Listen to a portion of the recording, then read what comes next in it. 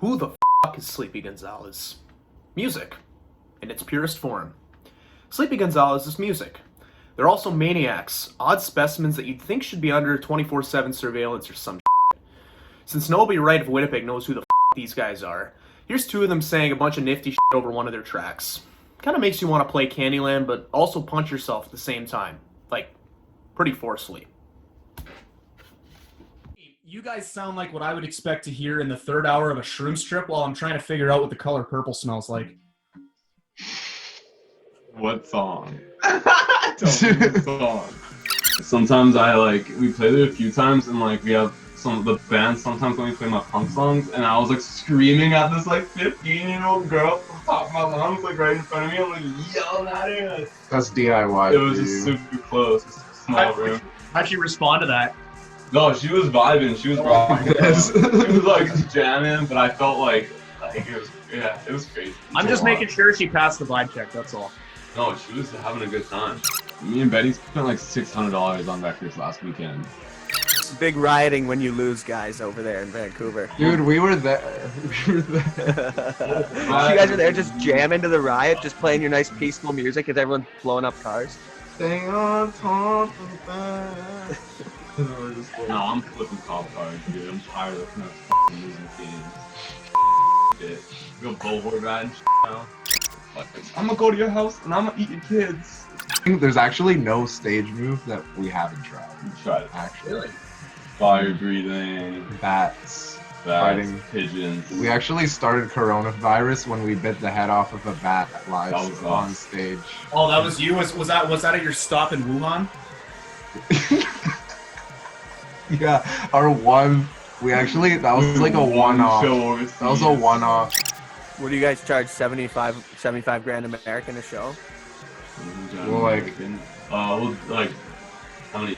8 drink tickets.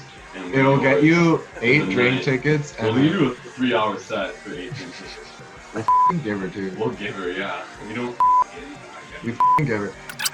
Sometimes, when we're really upset, though, we'll play even louder. So, yeah, there's no telling with us. We're having a bad show. We're everyone has to hear how bad we are. We'll punish ourselves. Punish everyone. Nobody's having a good time. Alright, to me, your guys' music sounds like of Monsters and Men after a 3-day bender if they were the world's most talented junkies. That's amazing. That's cool. That's all. Yeah. We were trying to instill the psychness, you know? Just Here. Because even though the tones are ugly, I'd like to think that it's kind of like a nice stormy sea. Yeah. You describe music in such pleasant ways. Yo, I actually took a tolerance break before this interview. Did you? For 20 minutes? Yeah, 20 minutes, 4 hours. Same shit. I like how you guys, one of you said 4 and one of you said 20. My favorite, this girl was ADHD. This girl one time after a show was I saw that band before and they're way better this time. And that was funny, and I heard you say it, and I was damn. I guess that's the most backhanded compliment I've heard in years. So I don't know if she's like this or not, but it was, at least we sound better. We do smoke a lot. We were talking about how yesterday, there's one day that I can think of, and no days that Nick can think of where he didn't smoke weed. And we really, honestly, don't want to be known as the stoner band.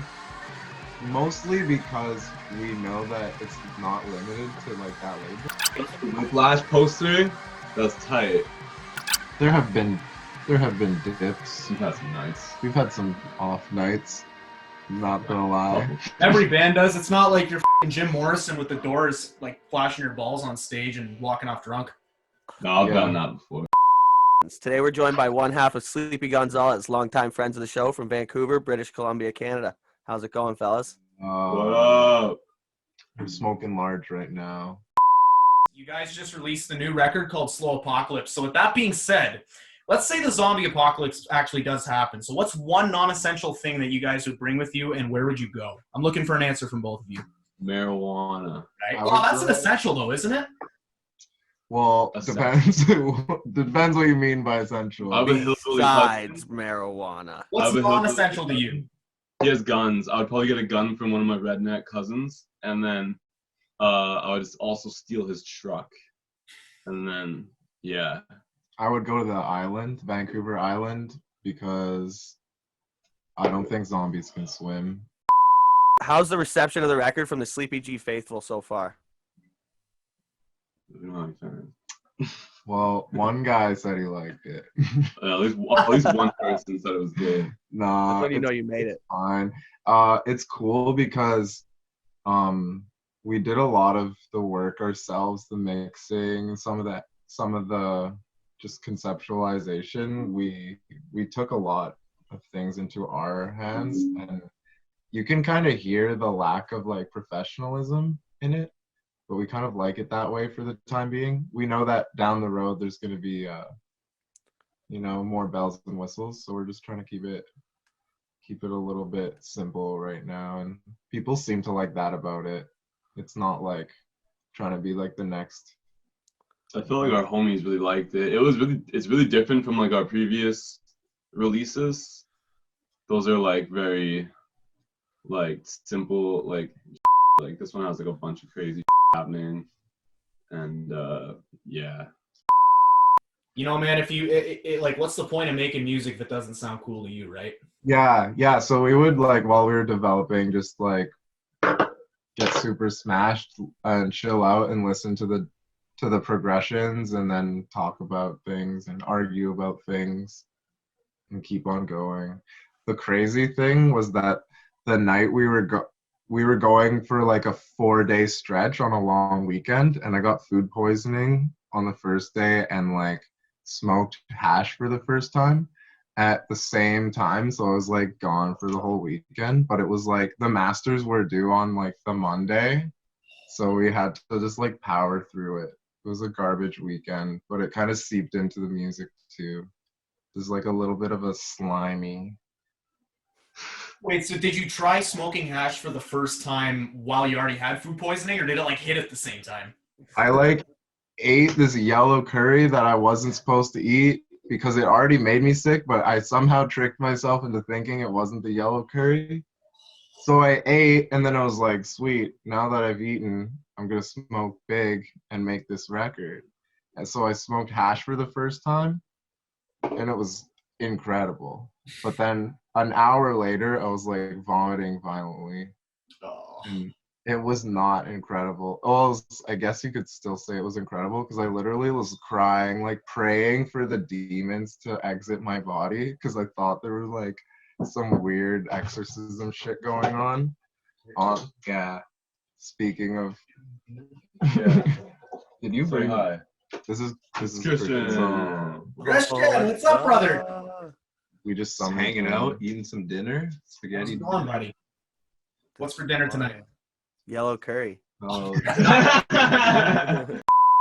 All right, so in a recent Instagram post, you guys said, go buy our shiz. The shiz you were referring to was shirts, grinders, hand-drawn posters, and my favorite, cassettes.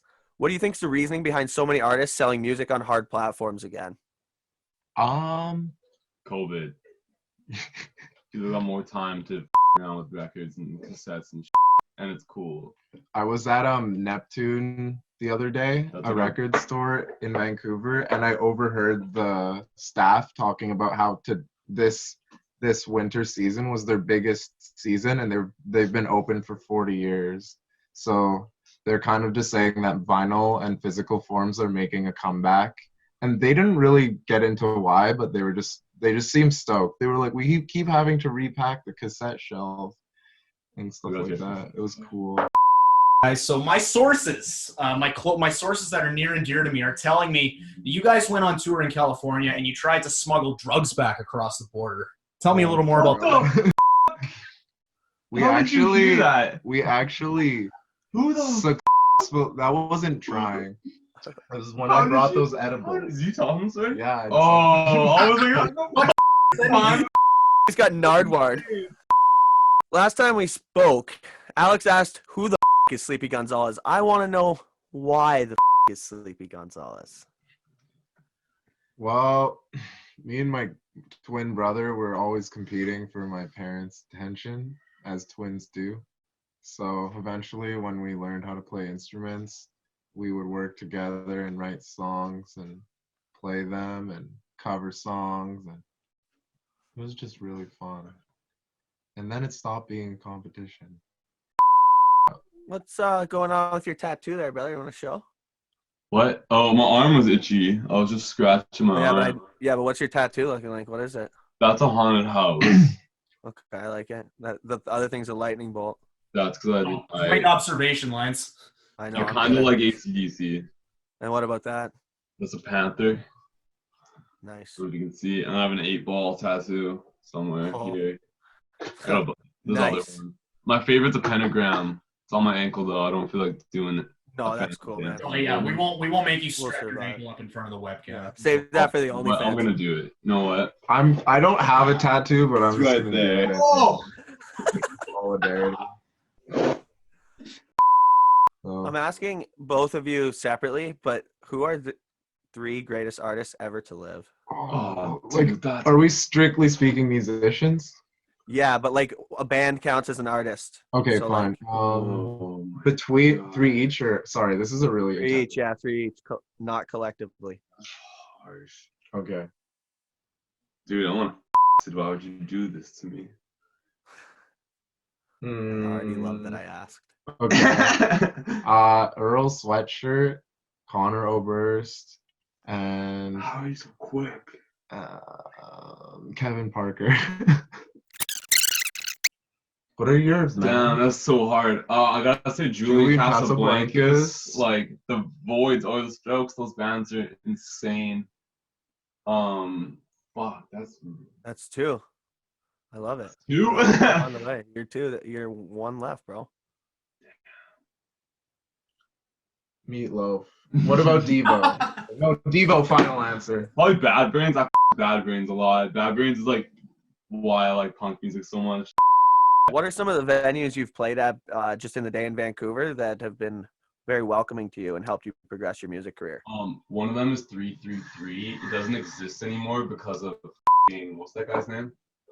Chip Wilson. That son of a bitch, Chip Wilson. He buys. He's the owner of Lululemon. He's from Vancouver, and he buys all of the properties. It's called. He's gentrification. He's gentrifying Vancouver. He's ruining Vancouver, and he bought 333. It's the sickest little DIY punk venue. Everyone loved it, and he bought it. I think he bought it, or someone like him bought it, and it's gone. But a venue that's still going, that's really sick, is Avant Garden.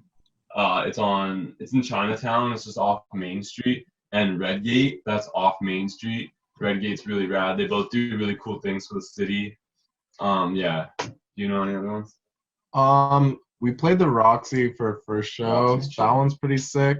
But the dream venues are the dream venues that we want to play. They're on Granville. Like there's a few. The Vogue and the Commodore. And Imperial maybe.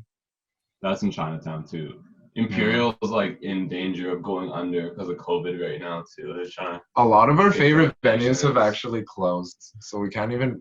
There's not really point in talking about them. Yeah. But like, Avant Garden is still kicking. We don't know how long for, but it's a great spot. We've played like a jillion shows there. So what can the world expect from Sleepy Gonzales in the year of 2021? Something.